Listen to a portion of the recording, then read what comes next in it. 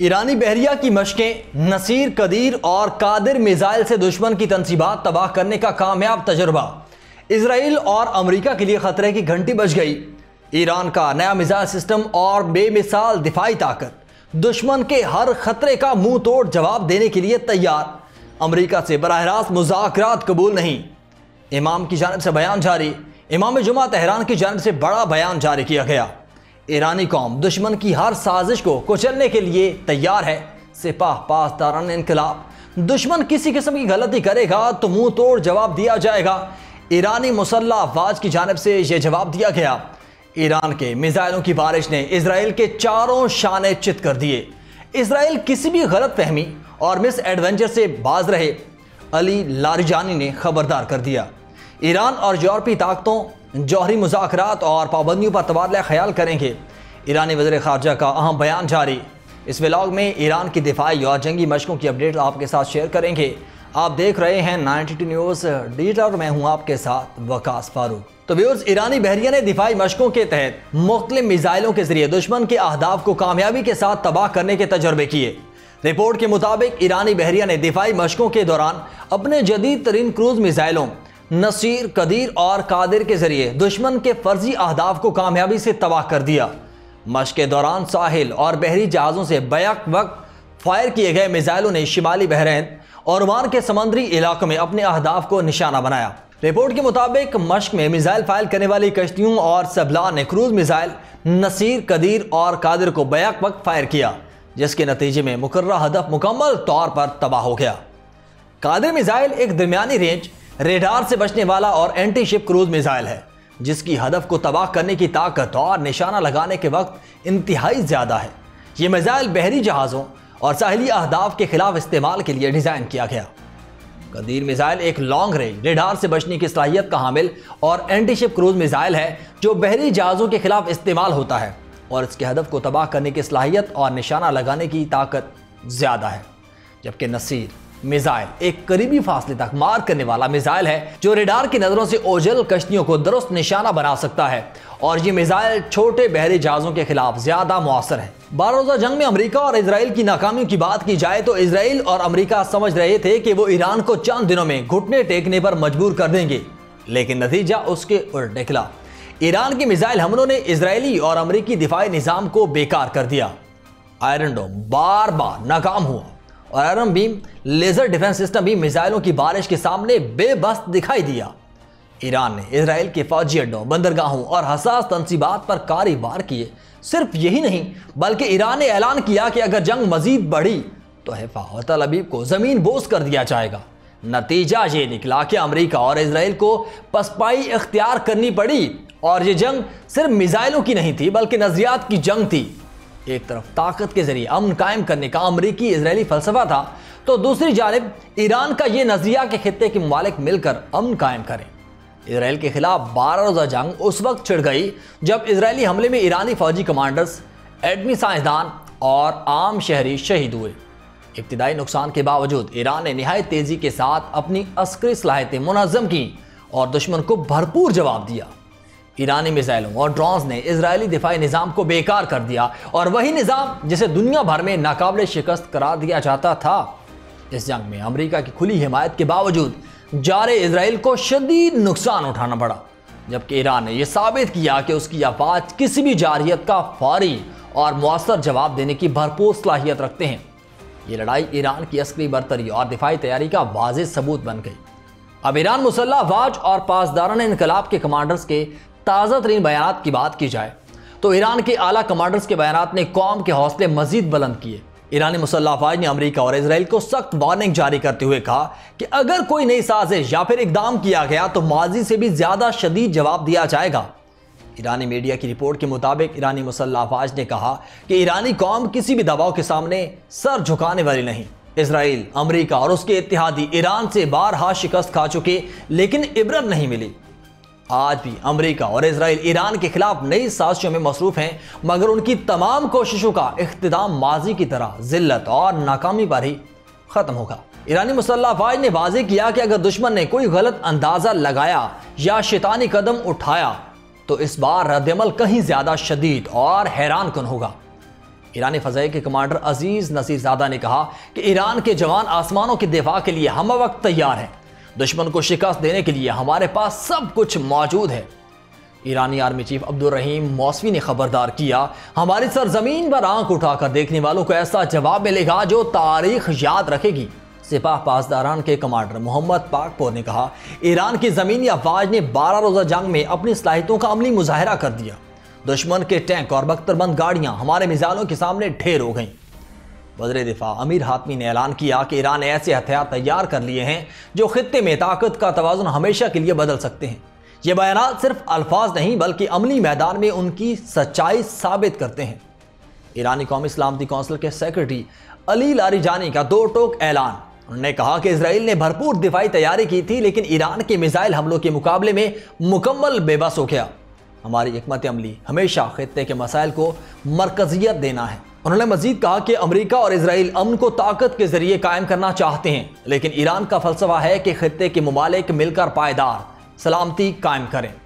عراق کے ساتھ ایران کا سیکیورٹی معاہدہ اسی حکمت عملی کا حصہ ہے۔ علی لاریجانی نے واضح کیا کہ داعش کو بھی امریکہ نے بنایا تھا ایران اور عراق کو کمزور کیا جائے، لیکن آج حقیقت یہ ہے کہ ایران اور عراق کا اتحاد دشمن کے منصوبوں کو ناکام بنا رہا ہے۔ ایران کی تاریخ قربانیوں اور مزاحمت سے بھری ہوئی ہے۔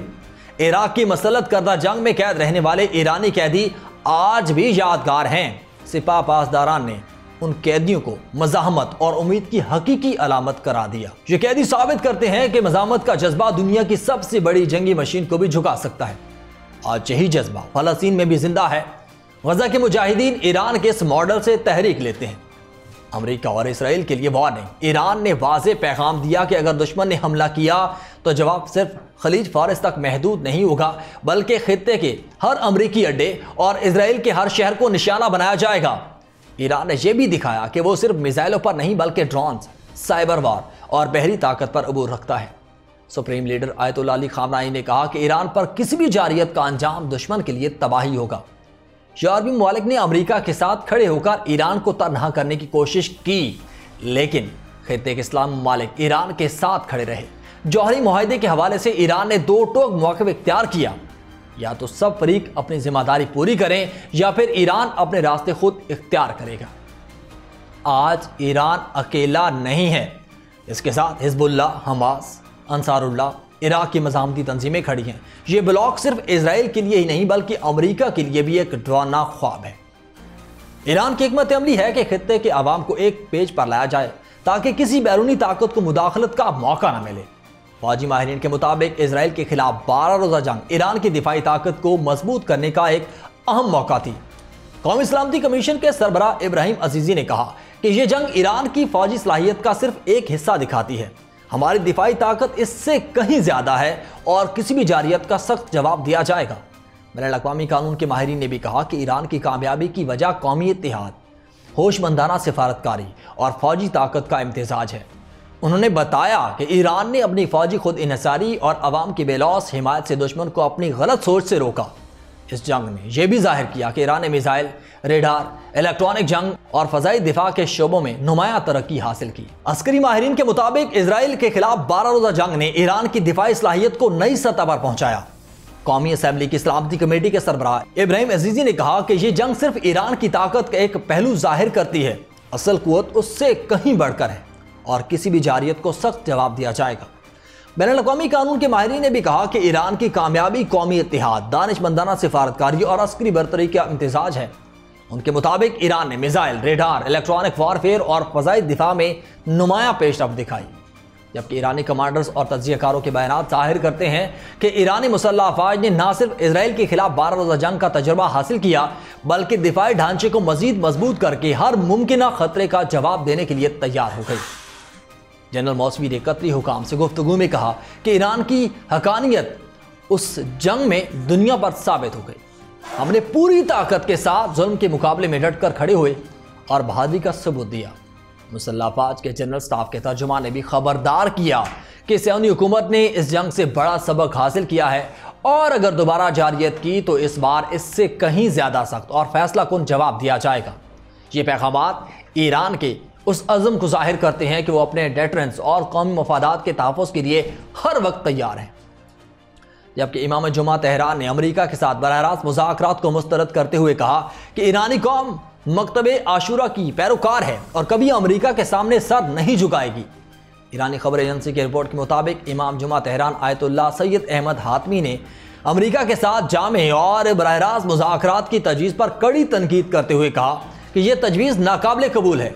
انہوں نے یاد دلایا کہ امریکہ وہ ملک ہے جس نے جنرل قاسم سلیمانی کو شہید کیا، ایران پر حملے کیے، بین الاقوامی معاہدوں کی خلاف ورزیاں کیں اور ایران کے پرامن ایٹمی مراکز کو نشانہ بنایا۔ امام جمعہ تہران نے کہا کہ ایرانی سپریم لیڈر نے گزشتہ سال واضح کیا تھا کہ امریکہ کے ساتھ مذاکرات نہ عقل مندی ہیں، نہ دانائی اور نہ ہی شرافت کے مطابق۔ امریکہ سے براہ راست مذاکرات دراصل ملت ایران کی شرافت کو نشانہ بنانے کے مترادف ہے۔ ایرانی قوم باوقار اور ذلت پر مبنی کسی فارمولے کو قبول نہیں کرے گی، اور انہوں نے مزید یہ بھی کہا کہ امریکہ اور اسرائیل ایران کو اشتعال آفرین قرار دیتے ہیں۔ ابن زیاد نے بھی مسلم بن عقیل کو اشتعال آفرین قرار دیا تھا۔ ایران اور یورپی طاقتیں جوہری مذاکرات اور پابندیوں پر تبادلہ خیال کریں گی۔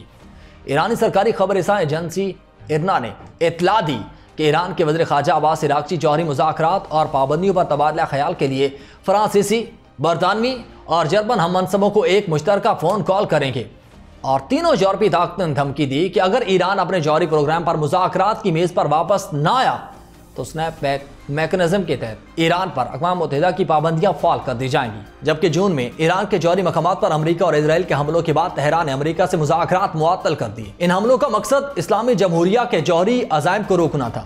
اس کے بعد سے بین الاقوامی جوہری توانائی ایجنسی کے معائنہ کار ایران کے جوہری تنصیبات تک رسائی حاصل کرنے میں ناکام رہے، حالانکہ ایجنسی کے سربراہ رافیل گروسی نے معائنے کو انتہائی ضروری قرار دیا تھا۔ ناظرین، ایران کی کہانی ہمیں یہ سکھاتی ہے کہ جدید ہتھیار سب کچھ نہیں ہوتے، اصل طاقت ایمان، اتحاد اور مزاحمت ہے۔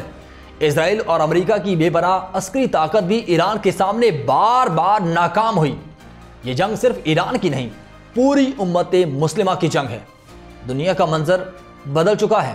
ایران اور مزاحمتی بلاک کی کامیابیاں اس بات کا ثبوت ہیں کہ مستقبل مزاحمت کا ہے، نہ کہ سامراج کا۔ اب سوال یہ ہے، کیا امریکہ اور اسرائیل آنے والے وقت میں کوئی نئی سازش رچائیں گے، یا پھر وہ اس حقیقت کو مان لیں گے کہ مشرق وسطیٰ کا نیا دور شروع ہو چکا ہے، ایک ایسا دور جس میں فیصلہ قوموں کے اتحاد سے ہوگا، نہ کہ میزائلوں کی گھن گرج سے۔ تو ویوز، اس بارے میں آپ کیا رائے رکھتے ہیں؟ کمنٹ سیکشن میں ہمیں ضرور بتائے گا۔ فی الوقت مجھے دے اجازت، اللہ حافظ۔